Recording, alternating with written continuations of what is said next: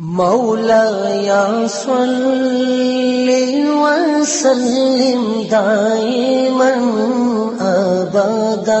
ہم لعنت بھیجتے ہیں فرقہ واریت پر، امت کو تباہ کرتے ہیں وہ لوگ جو فرقہ واریت پیدا کرتے ہیں۔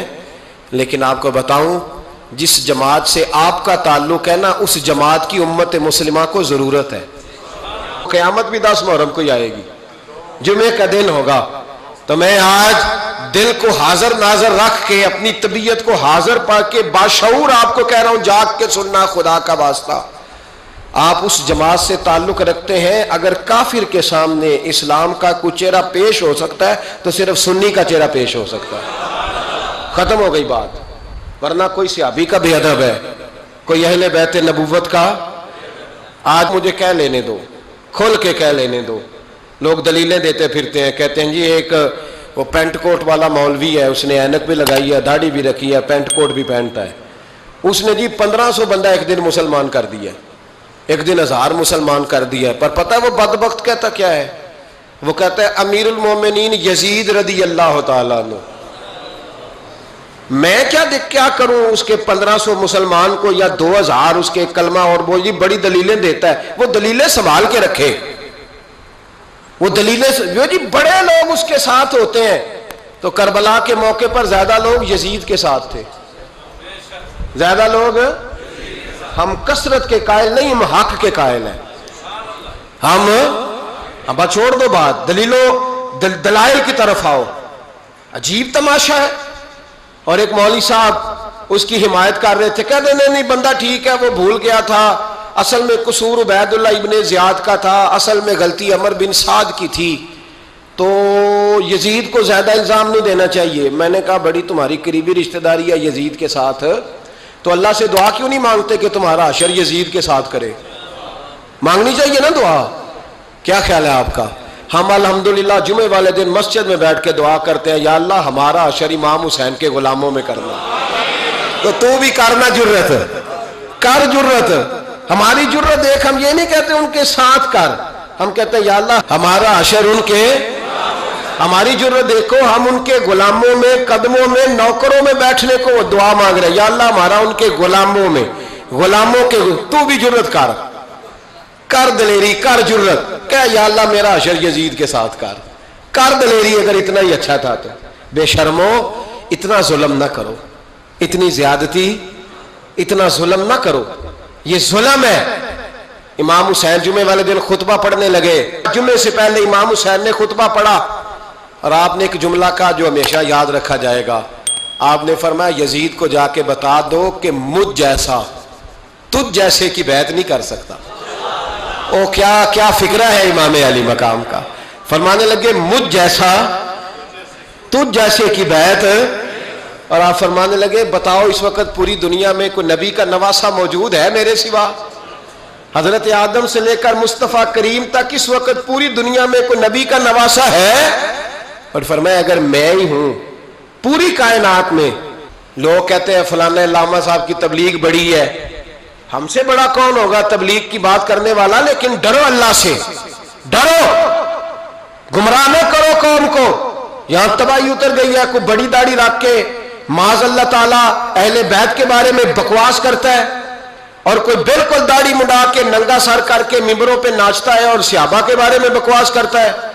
میرے مصطفیٰ کے پاس اگر ابو بکر آئے ہیں تو وہ بھی شان والے ہیں، اور اگر بی بی عائشہ صدیقہ ان کے بستر پہ رہی ہیں تو وہ بھی شانوں والی ہے۔ مولا علی شیر خدا کے بارے میں جو بات کرے پکا بے ایمان ہے۔ عجیب تماشا لگ گیا ہے جی، جو رب نبی پاک کے جسم کے قریب مکھی نہیں آنے دیتا، وہ گندا بندہ حضور کے قریب آنے دیتا ہے؟ عجیب تماشا ہے۔ امت کو تباہ کر رہے ہو، کافر کو موقع دے رہے ہو یہ کہنے کا کہ تمہارے نبی کے پاس بیٹھنے والے ٹھیک نہیں تھے۔ اگر حضور کے پاس بیٹھنے والے ٹھیک نہیں تھے تو بعد والے کیسے ٹھیک ہو گئے؟ تو یہ باز آنا چاہیے ان بے شرموں کو، یہ امت میں تفرقہ ڈالتے، بے حیائی کرتے ہیں۔ سنو اور یاد رکھو، حضرت امام حسین نے خطبہ پڑھا نا جب جمعے والے دن، فرمایا مجھے پہچانو تو میں کون ہوں؟ تو عمر بن سعد بولا، پکے نمازی بولے۔ عمر بن سعد کہنے لگا حسین جلدی کر، ہمارا جمعہ لیٹ ہو رہا ہے۔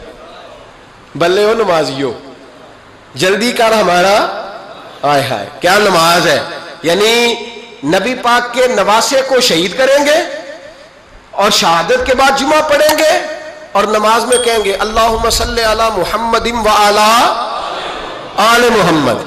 ان کو شہید کر کے قتل کر کے جمعے کا خطبہ دیا جا رہا ہے اور نماز پڑھی جا رہی ہے اللہم صلی علی محمد و علی. تو میرا سنی بڑا بھولا ہے، کہتا ہے جی وہ زیادہ نمازیں پڑھتے ہیں. تو زیادہ نمازیں تو عمر بن سعد بھی پڑھتا تھا. تو بھولا او خدا کے دیکھے نا، جتنی نماز کی اخلاق کی بات شاید میں کرتا ہوں، آپ کو جماعت میں کم لوگ ملیں گے، لیکن یاد رکھنا نماز عقیدہ نہیں، روزہ عقیدہ نہیں. عقیدہ حسین ہے، عقیدہ حسن ہے، عقیدہ علی ہے، عقیدہ عثمان غنی ہے، عقیدہ عمر فاروق ہے. میں اس شخص کو کیا کروں؟ مجھے اس شخص کی کیا ضرورت ہے جو ممبر پہ بیٹھ کے کہتا ہے حسین ابن علی باغی تھے؟ وہ شخص، اس کی نماز روزہ حج زکات دیکھا جائے گا. آؤ قرآن مجید سورہ شورا آیت نمبر 23، گھر جا کے قرآن مجید کھولو، یہ والی آیتیں بھی پڑھا کرو، یہ والی بھی کھولا کرو. صحابہ جمع ہو کے نبی پاک کے پاس آئے، عرض کی یا رسول اللہ صلی اللہ علیہ وسلم آپ کے خرچے زیادہ ہیں، آمدن کا ذریعہ کوئی نہیں. جس طرح آج لوگ ہر پیر صاحب سے نہیں پوچھ رہے، علامہ صاحب سے، کہ آپ کام کوئی نہیں کرتے، کپڑے پھر بھی سفید پہنتے ہیں، کیا ذرائع آمدن ہے، پھر بھی آپ گاڑی میں گھومتے ہیں. ہمارا تو پروگرام تھا مولوی بھوکا مر جائے، پر اس کے پاس آتے ہیں تو یہ تازی چائے پلاتا ہے. کیا مطلب، کس طرح کا رویہ ہے؟ صحابہ کے بار وہ یہ نہیں سوچتے تھے آتے کہاں، وہ کہتے تھے آگے بڑھ کے حصہ ڈالیں. وہ سارے آگے بڑھے، کہا یا رسول اللہ صلی اللہ علیہ وسلم اخراجات زیادہ ہیں، ذرائع آمدن بظاہر کوئی نہیں. نذرانوں پہ اعتراض نہ کیا کرو، نذرانہ دینا نبی پاک کی سنت ہے، نذرانہ قبول کر لینا نبی پاک کی، بولو، حضور کی سنت ہے. تو صحابہ جمع ہو کے آئے، ایک جگہ پہ میٹنگ کی، کہا تھوڑے سے پیسے ہر مہینے پیش کریں گے. تو حضور سے بات کون کرے گا پیسوں کی؟ کہا ہم نے نہیں کرنی، نبی پاک کے چچا جناب عباس کریں گے. حضرت عباس رضی اللہ تعالیٰ عنہ کے ذمے لگایا گیا. جناب عباس آئے، حضرت عباس رضی اللہ تعالیٰ عنہ پیسے لے کے آئے، اور سیانے بندے تھے، انہوں نے بڑی سمجھداری والی، عقل مندی والی بات چھیڑی.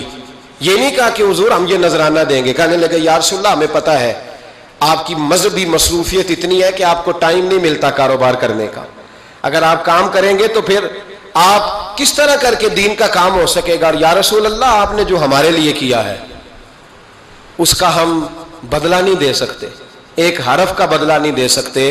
حضور یہ تھوڑا سا نذرانہ ہر مہینے لایا کریں گے، قبول کر لیں. نبی پاک کے سامنے رکھا ہی تھا کہ اللہ کا قرآن بول پڑا، کا کل لا اسألکم علیہ اجرا، محبوب ان سے فرما دو کہ میں نے تمہارے لیے بڑی تکلیف سہی ہے، پر میں تم سے کوئی اجر نہیں مانگتا، تم سے کوئی اجر نہیں مانگتا. ہاں اگر تم نے کچھ کرنا ہے الا المودۃ فی القربى، تو میرے قریبیوں سے پیار کرتے رہنا، میری ختیجہ سے پیار کرنا، میری عائشہ کا ادب کرنا، میرے قریبیوں کا احترام کرنا. یا رسول اللہ ازواج تو گھر میں ہے ہی، قریبی کوئی اور بھی خاص ہے جس کا ادب کرنا ہے؟ تو نبی پاک نے فرمایا ہاں علی، فاطمہ، علی اور فاطمہ کی اولاد. فرمایا ان کا ادب کرتے رہنا، اس کا مطلب یہ ہوگا کہ تم نے میرے ساتھ بڑا ہی اچھا سلوک کیا ہے. کہا ان کا ادب کرنا، جناب علی، سیدہ فاطمہ، اور دونوں کی ان کا ادب کرنا فرائض دین، اہل بیت کا ادب کرنا فرائض